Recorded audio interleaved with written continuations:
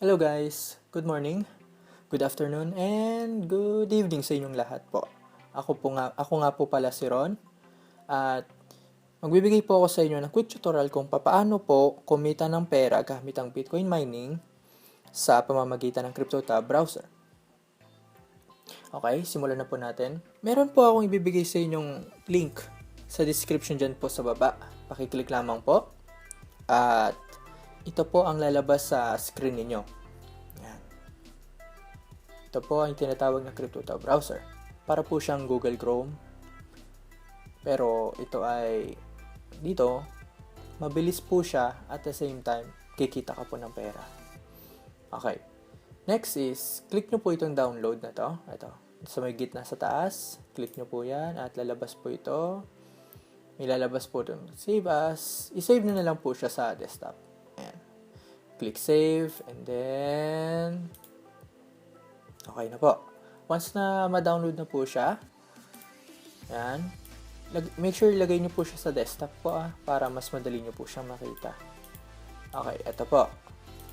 Click nyo po yan, double click nyo po, open nyo po, and yes, and install nyo po siya. Ganoon naman po kadali. Yan, install nyo po siya. Okay, once na ma-install nyo na po siya, open nyo po yung tab, yung browser po mismo.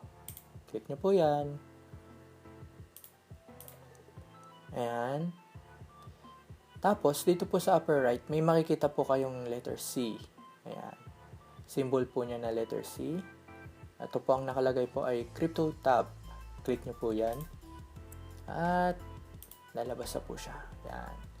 Guys, sa screen nyo po, ang una nyo po makikita, syempre, 0 po pa yan, lahat. Tapos yung mining network nyo po ay 0 din. And, guys, ang una nyo pong gagawin sa lahat ay i-click nyo po itong nasa upper right, itong 3 lines na pa horizontal, yan, click nyo po yan. At lalabas po yung iba pang settings niya, which is yung iba po niyang user interface. Sa susunod ko ng video po, ipapaliwanag po itong sa balance, yung withdraw, at yung referrals po, yung affiliation po, which is yung referral mining network. For now po, ituturo ko po muna sa inyo yung basic po na dapat nyo po malaman kung magsisimula na po kayong mag-mine. Okay. Una pong gagawin nyo sa lahat ay punta po kayo rito sa pinakababa, dito sa may account. Yan po ang pinaka-essential kasi dito po ay, kumbaga sa laro, ito po yung magiging saving progress nyo po kung sakaling lilipat po kayo ng ibang device or kung sakaling na-reformat yung computer, etc. etc. Magsasign in po kayo rito. Kayo pong bahala kung saan nyo po ilalagay na account. It's either sa Yahoo, sa Gmail, para meron lang po talaga kayong save file kung sakaling nagkaroon ng aberya. Okay, next is yung pinakahuling gagawin natin ay i-click nyo lang po itong nasa mining speed, itong max. Once na mapindot nyo po yan, ayan na po. Magsisimula na po siya mag-mine. In 3, 2, 1. Ayaw. Okay, basta hintayin na lang natin. Kung mag-umpisa pa lang po kayo, it might take a while or depende sa internet niyo. Yan. Okay na. So, ayan na po siya. Mag-start na po siya. Ganoon naman po kadali mga ka-quarantine ko dyan. O nga pala. Nakalimutan ko sabihin sa inyo na ito pala ang panahon ng pagka-quarantine. So, panahon ngayon ng mga tao na nasa loob lang ng bahay at magluto, maglaba, kumain, matulog. Dito lang po sa loob ng bahay. Pero dahil sa ito pong tinuturo ko sa inyo, habang nasa bahay kayo, kumikita kayo kahit wala na kayong ginagawa. Basta ang mahalaga po, naka-open po itong browser. Yung browser, kahit hindi na ito naka-open, kahit nakaganyan.